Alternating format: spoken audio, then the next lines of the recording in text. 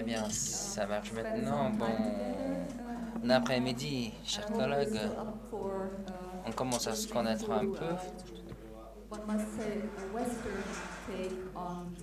Et j'espère que vous avez encore assez d'énergie pour voir un regard occidental à la Biennale à Bucarest. Je suis pas roumaine, je viens de la ville de Hambourg, en Allemagne. Je vis en Allemagne, je suis native des États-Unis. Il y a quelques années, et j'ai fait une résidence à Bucarest en tant que critique d'art, en tant qu'enseignante d'art avec mes étudiants.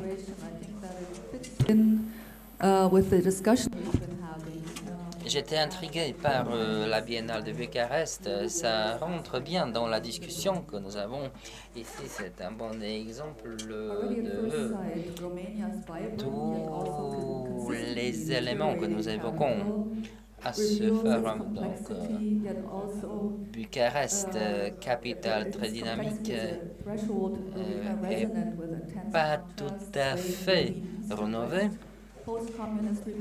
Il s'agit d'une ville donc complexe avec beaucoup de contrastes, avec des éléments soviétiques, post-soviétiques, quelques éléments architecturaux post-soviétiques, avec les éléments du capitalisme sauvage tellement présent en Europe de l'Est. En 2005, la Biennale a été organisée pour la première fois à Bucarest et il y avait en même temps une anti-biennale parallèlement organisée. Je ne vais pas entrer en détail, seulement que vous sachiez qu'il y a des événements alternatifs à Bucarest, mais la biennale principale a été organisée en 2005 pour la première fois, créée par deux commissaires de Bucarest, Razvan Ion et Eugen Radescu, nés dans les années 70 en Roumanie. À l'heure actuelle, c'est un projet ambitieux à l'échelle de la région entière. Il s'agit des fruits des efforts de sensibiliser les gens, d'augmenter des connaissances à travers la coopération artistique, à travers les échanges, non seulement en Europe, mais aussi dans le monde entier. Ils ont commencé par une plateforme Internet, diffusée par Internet.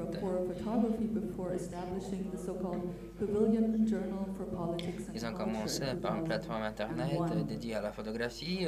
Après, ils ont créé un journal pour la photo et la politique en 2001.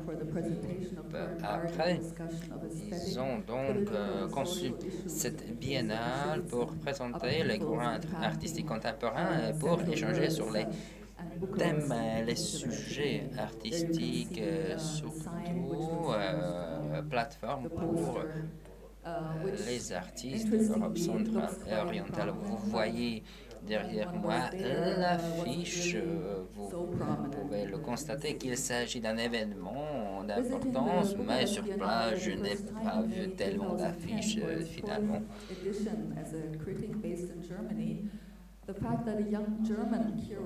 J'ai donc participé à la Biennale en 2010 pour la première fois. Ce qui était intéressant, que le commissaire allemand Philipp Vogel a conçu la programmation, le programme de cette biennale. Pour moi, c'est intéressant de voir comment les événements se déroulent dans cette région, s'il y a des changements radicaux là, dans les régions qui se trouvent à la marge du monde occidental. La conférence de presse a eu lieu à l'hôtel Intercontinental en plein centre-ville de Bucarest.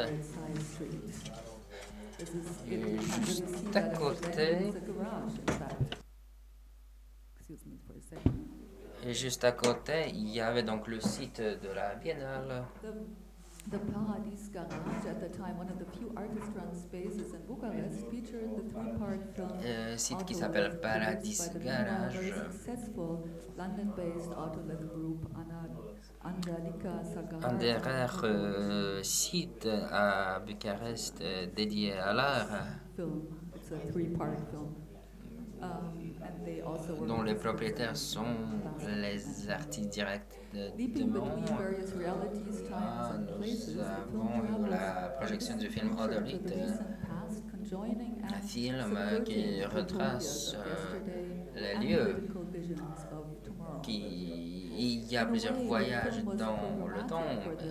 Il y a des éléments de l'utopie et les visions politiques de l'avenir.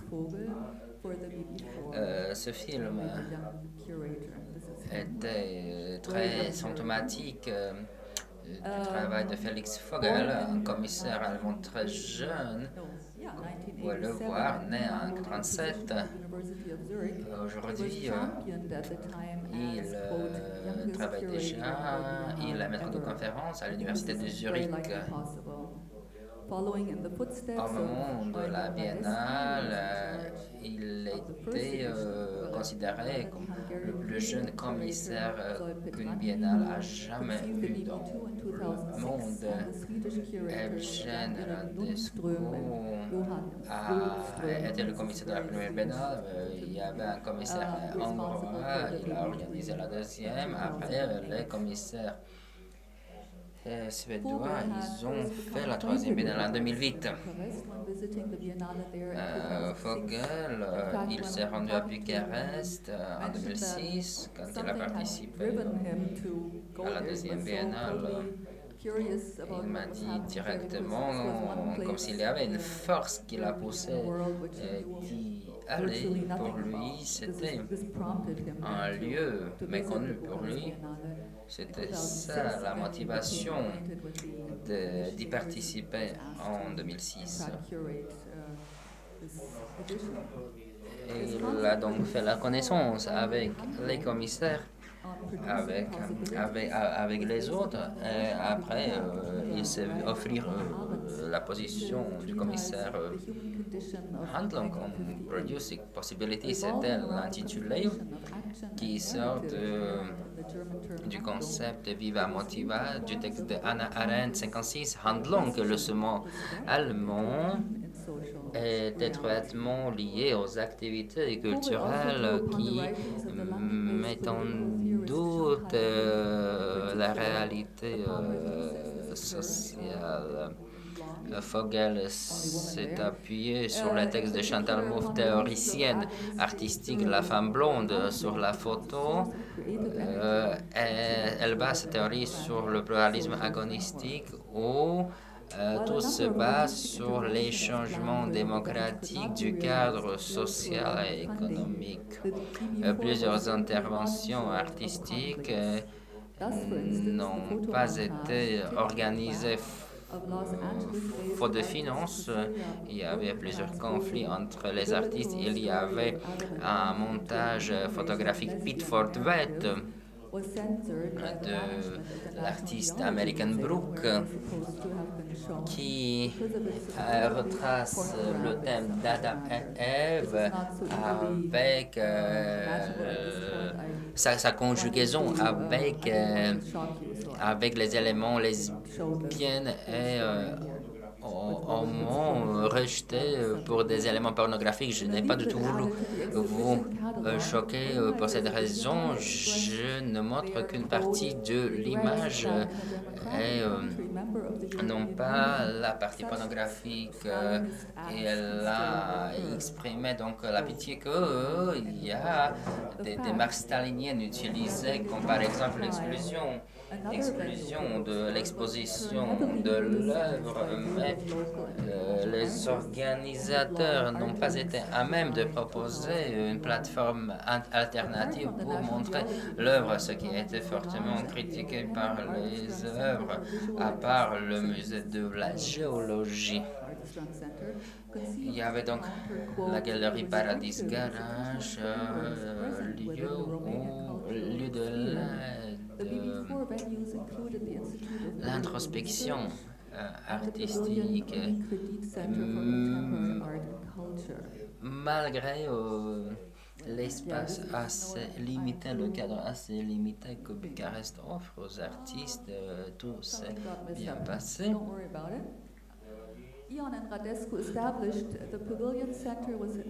En tout cas,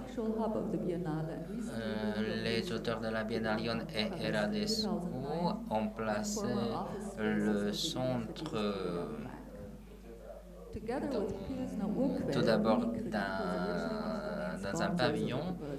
Après, ils ont déplacé la Biennale dans la banque Unicredit en plein centre-ville de Bucarest. Unicredit Bank, qui est devenu le sponsor principal de l'événement, fait qui a été fortement critiqué par les artistes. Ils appelaient le pavillon Discredit au lieu d'Unicredit.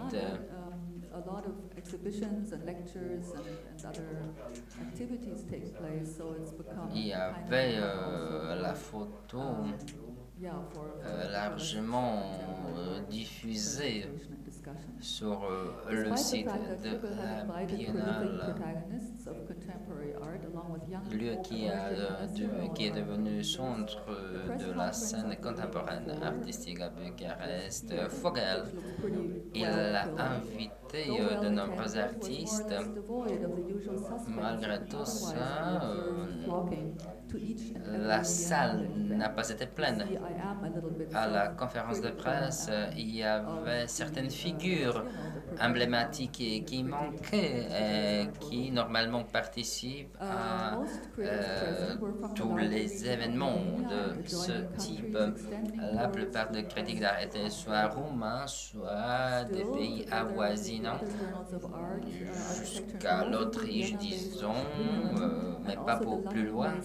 Il y avait représentants de quelques magazines sur l'architecture, sur la philosophie. Il y avait Springerin, magazine autrichien. Il y avait un magazine anglais dont quelques-uns étaient des partenaires médiatiques de l'événement.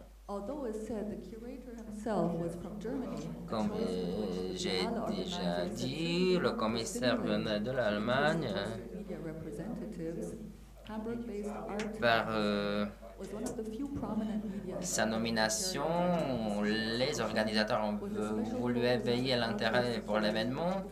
Les médias allemands, il n'y en avait pas beaucoup. Il y avait seulement un magazine d'Hambourg, Art, qui a publié un article plus conséquent sur l'événement. Dans l'article, ils ont écrit que en 1989, une nouvelle époque a débuté. Günther Bieber, l'auteur de l'article, pense que la scène artistique n'est pas encore domptée, elle n'est pas mûre suffisamment, qu'il y a trop d'évolution. La 4e Biennale à Bucarest était relativement modeste. Il y avait une quarantaine d'artistes européens, que ce soit Kluge, metteur en scène allemand, ou Madame Geyer de New York, qui a présenté son installation vidéo Criminal Case 40-61. C'est ce qui renvoie à Hannah Arendt sur la banalité du mal. L'artiste basque Mendizabal, qui fait ses études de l'importance des éléments sociaux linguistiques des monuments, ou les artistes qui analysent les discours comme arme de pouvoir, du pouvoir Quant aux artistes roumains qui étaient surreprésentés, il y avait George Grigorescu qui a présenté le rassemblement électoral de 75. Sa collection témoigne du régime de Ceausescu. Fogel, à fin de compte, il n'a pas voulu monter une exposition qui montrerait le contexte national roumain. Au contraire, il a voulu élargir les limites de l'exposition. Il a voulu inclure les artistes qui ne se présentent pas sous le chapeau national de leur nationalité, mais qui sont capables de proposer leurs œuvres dans le contexte global, dans le contexte de la mondialisation actuelle. Dans son document que Fogel a publié sur le site de la Biennale, il explique pourquoi l'Europe ne doit pas être comprise territorialement, trop géographiquement. Il ne faut pas comprendre l'Europe comme une carte qui connaît des modifications. Cela ne ferait que reprendre la situation politique. Fogel, il veut montrer les cartes personnelles, non seulement les cartes territoriales. Cela nous permet de transgresser les cartographies personnelles. Les organisateurs ont voulu qu'il y ait un dialogue entre la périphérie et le centre, entre l'Est et l'Ouest, entre l'art déjà établi et l'art non pas encore établi. Et justement, ils l'ont fait par faire appel à des commissaires non roumains pour montrer justement cette démarche et son objectif. La dernière biennale, chaque biennale est plus ambitieuse que la précédente. La 6e devrait avoir lieu au mois de mars 2014. Le commissaire sera le directeur de Kunsthalle à Vienne. Même si ses ambitions sont bien présentes, Bucarest est toujours compris comme une tache blanche, à l'exception de quelques acteurs globaux comme Bertolucci, comme l'Occident, ou à l'exception, par exemple, de quelques artistes comme Brancusi de l'époque passée.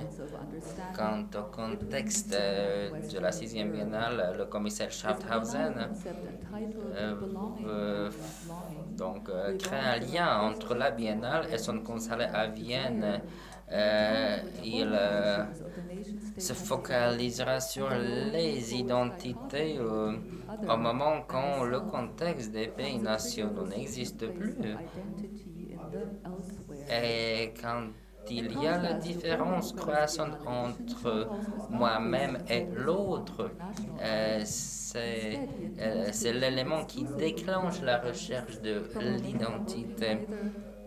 À la différence des biennales précédentes, il met plus d'accent sur les artistes roumains qui travaillent soit sur le territoire roumain, soit à l'étranger, et comme s'ils avaient disparu.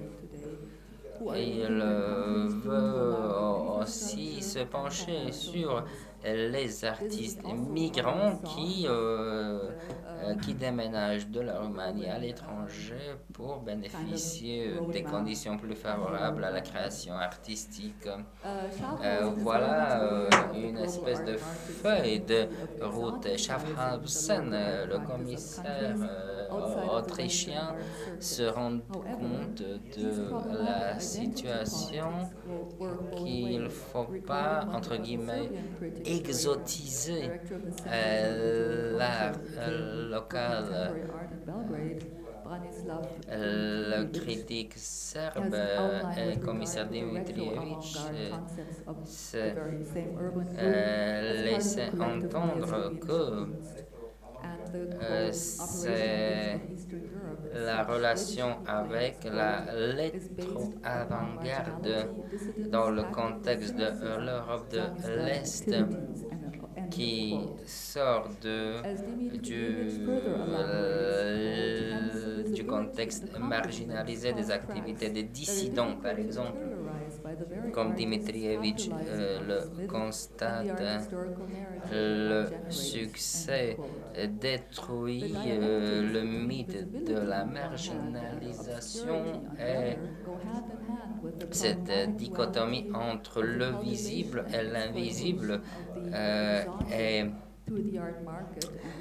liée à la cultivation de l'exotisme sur le marché artistique. Il y a des artistes qui s'auto-marginalisent justement parce qu'ils veulent être marginalisés pour bénéficier des mécanismes, des outils qui les rendront plus visibles. La Roumanie appartient parmi les pays les plus pauvres de l'Union européenne. Je ne sais pas si c'est le plus pauvre, mais en tout cas très pauvre. L'État ne donne aucun soutien à cette biennale, donc c'est une raison de plus pour l'organiser et d'organiser les débats dans le cadre de la biennale. Schaffhausen doit œuvrer à ce que la biennale puisse avoir lieu.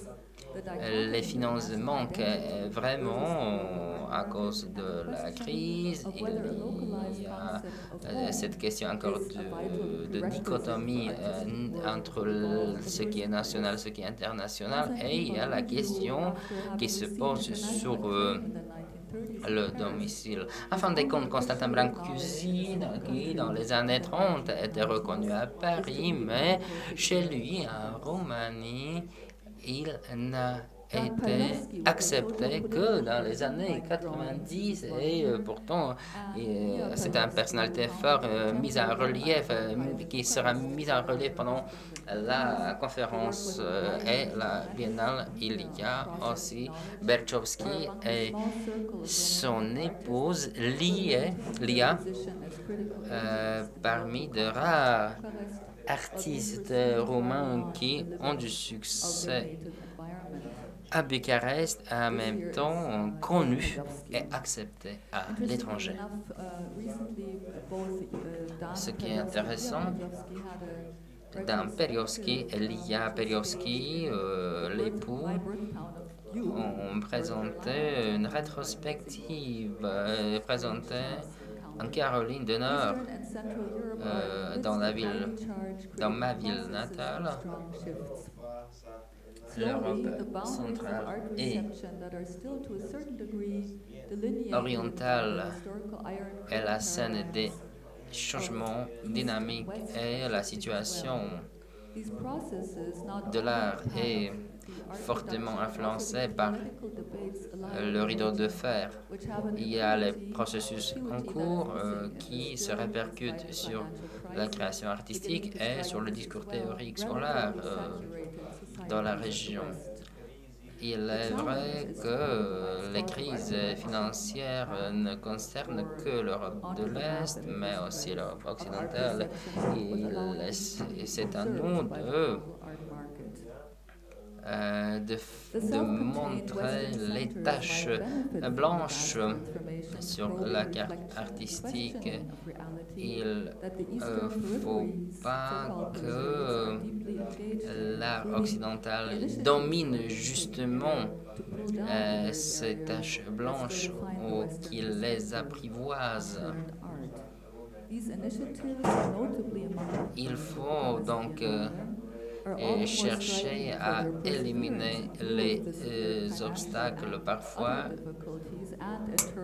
il y a Les initiatives comme par exemple la Biennale de Bucarest sont vraiment à admirer malgré le contexte négatif. Ils existent, ils se battent pour leur existence, pour leur reconnaissance. Ce sont les éléments qui donnent de la dynamique énergisante. On le sent dans la biennale qui intensifie l'entente, l'accord, l'entente entre les artistes qui sont prêts à franchir les obstacles, à franchir les frontières. Nous avons beaucoup à apprendre de ces artistes et de ces démarches. Merci. Okay. Please, microphone możemy tam dać? We have a first question or comment. Nous avons la première question. Merci, c'était vraiment très intéressant. J'ai vu l'exposition. C'est l'exposition à laquelle j'ai écrit une critique qui n'a jamais été publiée. Ce qui se passe dans le monde artistique. Embralo, un commissaire new-yorkais, a proposé le nom de cette exposition et je suis toujours émerveillé par ce qu'il a proposé. Le trou noir, une chambre noire éclairée par les bougies.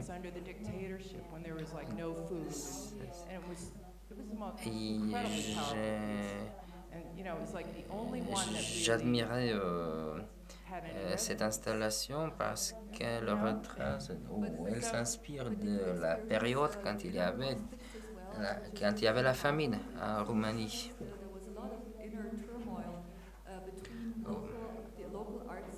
But see, I didn't know any of that. I went to, I actually went as a tourist. I didn't know anybody. I didn't go Je ne savais pas ce qui m'attendait en Roumanie. Je m'y suis rendu comme touriste et j'étais pas invité par les organisateurs. Je suis allé à la cérémonie d'ouverture.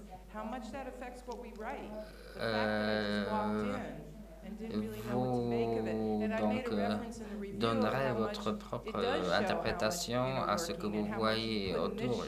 J'y débarque, je me laisse emporter par ce qui se passe et ce que vous vivez sur place peut influencer votre vie future.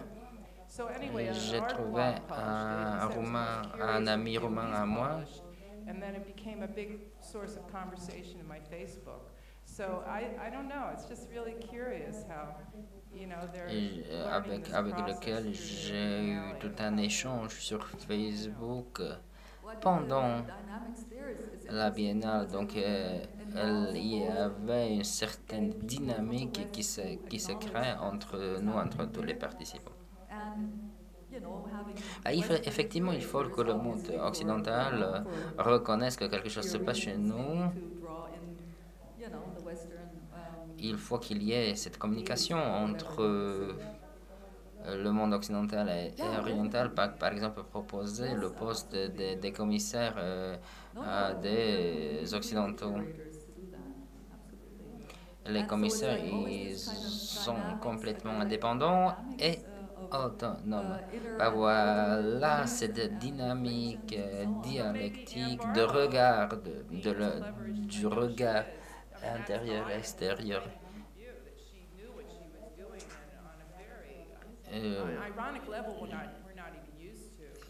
Je connais justement